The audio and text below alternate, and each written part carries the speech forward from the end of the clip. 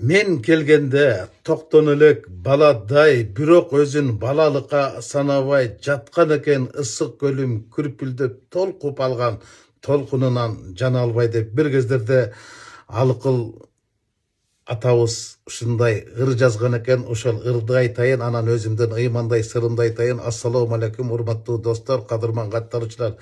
Учурда уудуу болуп жаткан же болбосо актуалдуулугу апа кейине жетип жаткан, ашып жаткан бир маселе бар. Ал маселени баамдап турасыңар, байкап турасыңар. Ал ысык көлдүн атын алмаштыруу сунушу. Бул сунуш чыкты. Эмне максатты көздөп чыкты, кайсы жактан чыкты, ким тарабынан чыкты, кандай кызыкчылык менен чыкты. Мен үчүн ал башка маселе эмес, мен үчүн ал башка маселе. Мен дагы ушул сунуш боюнча өзүмдүн оюмду ортого салгым келди. Анан ушул сунуш менен чыккан инилериме суроо салгым келди. Кандай болгон күндө дагы бул баягы айтылбай турган сөз эле айтылып кетти өзү эле дегенди бул сунуш чыгып кетти. Ага жакшы пикирлер айтылды, жаман пикирлер айтты, каршы пикирлер айтылып жатат, айтыла берет дегендей. Эми ошол инилерим айтып жатат да, ысык көлдү Кыргыз деңизи деп атап алсак жакшы болот дегендей. Анткени ысык көлдү орусча которгондо иссук көл болуп калат экен да, ал эч кандай маанини бербей, түшүндүрбөй, ыйыктыгы жоголуп, мындайча айтканда, көңүлгө да тойбой калат экен, көзгө да тойбой калат, толбой калат экен да. Ушуну нерсени эле себеп кылып туруп, анан атын алмаштырыш керек деген сунуш менен чыгышыптыр да. Албетте мен мындай сунуш менен мен макул эмесмин. Ал бир адамдын өзүнүн жеке пикирин айтканга акысы бар. Мен ушундан улам ушул ойдуңу менен кетип, ушул кептин кербери менен кетип, инилериме суроо салгым келет да.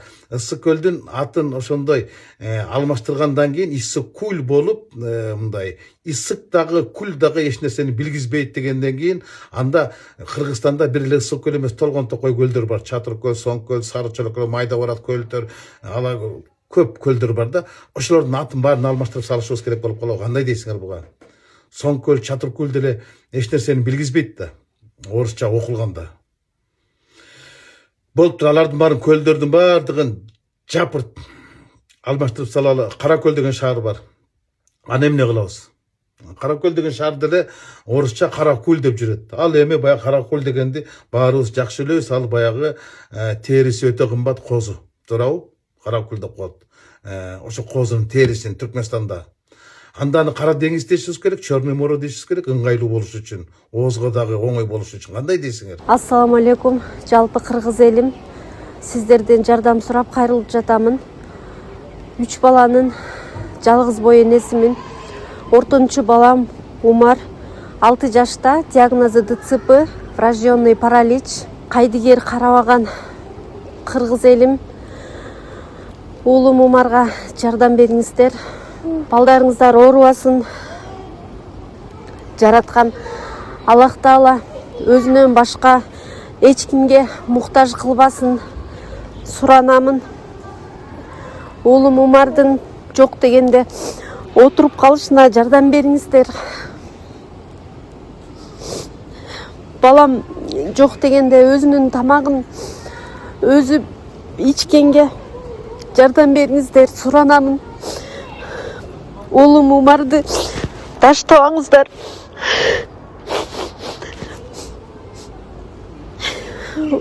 Учурда балам лечение алып жатат. Баламдын алган лечениясы токтоп калбаш үчүн жардам бериңиздер, суранамын.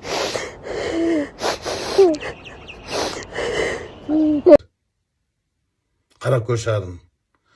Анда эгер ошондой кеп менен кете бере турган болсок, биздин мамлекеттин аты Кыргыз Республикасы, бирок Киргизия дейт.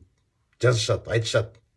Кыргызды дагы киргиз деп жазышат, айтышат, туурабы? Ал деле орусча киргиз деген эч кандай маанини билгизбейт. Кыргызчага которгондо ал башкача маанини билгизип калат да. Киргиз деген ал жайылган кирди үйгө киргиз, жайылган малды корого киргиз, келген келинди көшөгөгө киргиз деп айтабыз да, туурабы? Ал улуттун атына шайкеш келбейт да киргиз деген сөз. Муну кандай кылабыз? Анда аны деле ушундай кылып туруп орустарга оңой, бизге орой болуп калат экен деп алмаштырып салышыбыз керекпи?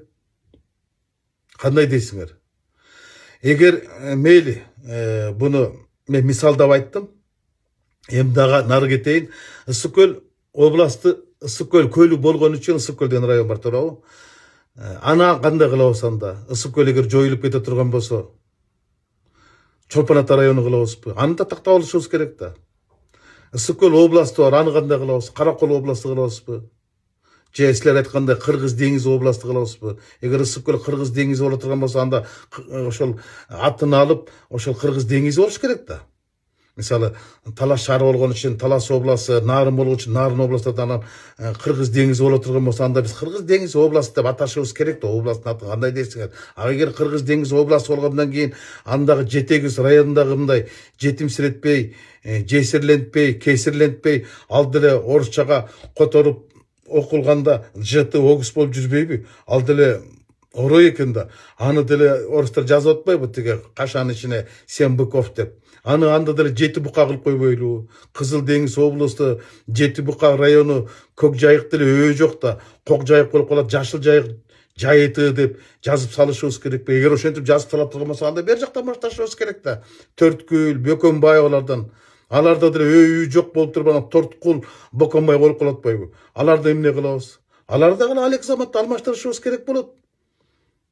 Алардын баары бүткөндөн кийин түпкө барышыбыз керек да. Түп деле түп болуп жүрбөйбү? Үй жок да. Ю менен жазылып жүрөт туурабы? Йоттошкон тамга менен. А бизде жок да ал. Аны кандай кылабыз? Түк кылабызбы? Же тык кылабызбы? Аны дагы бир атты табышыбыз керек да. Деги эле бир райондун эмес, бир областтын эмес, биз көлдүн атын алмаштыра турган болсокчу, бул эбегейси чоң каражатты талап кылат да. Бир көчөнүн атын алмаштырууга 1 миллион сомдон ашык акча кетет. Кичинекей эле бир көчөнүн атын алмаштырганга айылдын ичиндеги, шаардын ичине айтпай эле коеюн. А бул эми район, область, анан Кыргызстандын картасы баардыгы алмашып атат. Ал деген эчен деген акчаларды талап кылат. Аны биздин бюджет көтөрө алабы? Мейли бюджет көтөрүлсүн, демирчилер чыксын, баарын табалы, жабалы. Эл көтөрө алабы? Касиет көлдүн уруп кетпейби? Кусуру, касиети тийбейби бизге? Ким кепилдик берет? Ысык көл деген тиги кылымдар бойло Кыргыз менен Эри Шаркы жашап келатпайбы? Ысык көл болуп аталып жатпайбы? Эмнеге эле азыр эле чыга калдык, жакпай атат деп. Же көлдүн бөксөрүп жатканы, же болбосо тартылып жатканы, а мүмкүн ал бизге таарынып жатканы чыгар. Толбой жатканы, бизге ыраазы болбой жаткан чыгар. Мүмкүн биз жатпай жаткан чыгарбыз. Көл эмес, орустардын сөз эмес. Маселе башка жакта да. Эгер ошончолук эле зарылчылык болсо, Ысык көлдүн аталышы кандайдыр бир экономикалык өсүшкө тоскоолдук жаратып жаткан болсо, аны бизден дагы урматтуу улуулар өттү эле го. Касым Тыныстанов менен Жусуп Абдрахманов убагында улутка күйгөн адамдар ошолорду эле көтөрүп чыгат эле го. Көлдүн, Ысык көлдүн жеринде, жээгинде жашаган жетеке деле айтмак эле го. Жергиликтүү элдин жашоосун жеңилдетиш үчүн ушундай кадамга баралы, ушинтип атын алмаштырып салалы деп. Ошолор көтөрбөгөн нерсени биздин көтөрүп жатканыбыз ары барганда алсыздык, бери келгенде акылсыздык го дейм. Кандай дейсиңер? Эмне эле туруп эле биз Ысык көлгө атын алмаштыруу сунушу менен чыгып калдык. Менин жеке пикиримде мындай сереп салган адамга көрүнө эле турат да, бул баягы тамгасы эскирип кетти, алмаштырып салалы деген эле сунуштун, идеянын ошону эле уландысы, ошону эле чубалгысы. Мунун артында бир чоң күчтөр турганын, мамлекеттер турганын байкаган адам байкап деле жатат. Жөн эле элдин эң эс тутумуна эксперимент жүргүзгөндү токтотушубуз керек да. Этият болушубуз керек да. Бул бир дагы мындай азыркы күндө алактык кылыш үчүнбү, алаксытыш үчүн айтылды кеп анда эмес, элдин кыжырын келтирип атпайбы? Элдин кыжырын келтирип атпай, пайдасы жок да зыян. Бул кадыр эч ким макул болбойт. Ал эл койгон энчилип атат да Ысык көл деген. Ага ким эйлик кылат? Аны элге салыш керек да. Эл алса эл алсын, эл койгон атты. Эч ким мындай кадамга барган эмес да. Эч бир депутат көтөргөн эмес, эч бир мындай окумуштуу академик агаларыбыз көтөрбөгөн нерсени биз бүгүн туруп эле жылан чакпай, жылкы теппей эле көтөрүп чыктык да, атын алмаштырып салалы, Кыргыз деңизи кылып салалы депчи. Ошондон эле бир көлдүн көлөмү көбөйүп кете тургансып, бул жомок да. бардығын алмаштырып салған күнде деле биздин көзүбүз көрүп калган, оозубуз көнүп калган, жүрөгүбүздө түнөп калган жан дүйнөсүнөн ысык көлдү кантип алып салабыз? Аны алмаштыруу, ысык көлдүн атын алмаштыруу ал жанагы кире беришинде, чыга беришинде табличкалар менен алмаштырбайт да. Ал деген эчен деген каражаттарды талап кылат да. Эчен деген эмгектерди талап кылат. Архивдик документтерди, тарыхый документтерди бардыгын анда которуп чыгышыбыз керек да. Мейли алардын баарын которуп чыкканда дагы акын жазуучулардын, акындардын ырларын, Алыкулдун ырларын, Чыңгыз Айтматовдун азыр жана Гүлнур Сатыганова созуп жүргөн ысык көлүм деген ырды, Алый Маки ысык көлүдөн тартылган тасмаларды, алардын баарын эмне кылып салабыз? Алек заматта жок кылып салабызбы? Бул болбой турган нерсе да. Кантип эле кыргыз ушундай кадамга барсын? Өзү отурган бутакты өзү аралап салсын. Деги эле башка маселе жокпу бүгүнкү күндө көтөрө турган, сунуш кыла турган? Ысык көлдүн атын алмаштыруу деп. Алмаштыра бердик. Баягы ат өзгөрдү, эч нерсе өзгөрбөдү, калып калдык кусалык көздөрдөгү дегендери болуп жатпайсызбы? Кусалык ала калат, башка эч нерсе жок. Жашоону өзгөртпөйүкпү? Акыл эсти өзгөртпөйүкпү? Турмушту өзгөртпөйүкпү?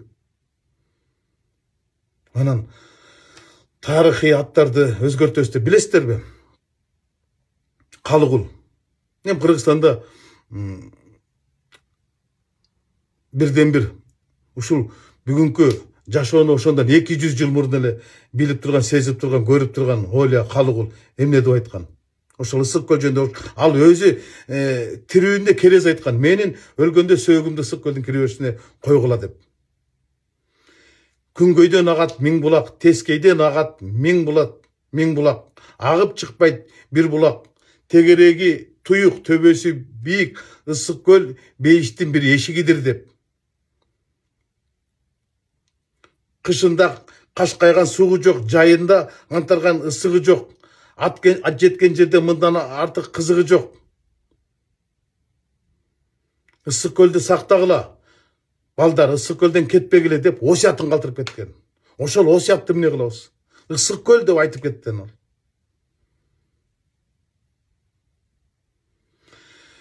Дегеним ушундай сунуш менен чыккандан кийин өз оюмду ортого салгым келди. Кандай болгон күндө дагы, кандай заманга туш келгенде, кандай кадамга туш келген убакта дагы биз мындай ээленчилеп коюлган аттарга этият мамиле кылышыбыз керек. Бүгүн ысык көлдү алмаштырабыз, жакпай жатат десе, андан кийин дагы бирөө чунактар чыгат да, ала тоону деле алмаштырыш керек.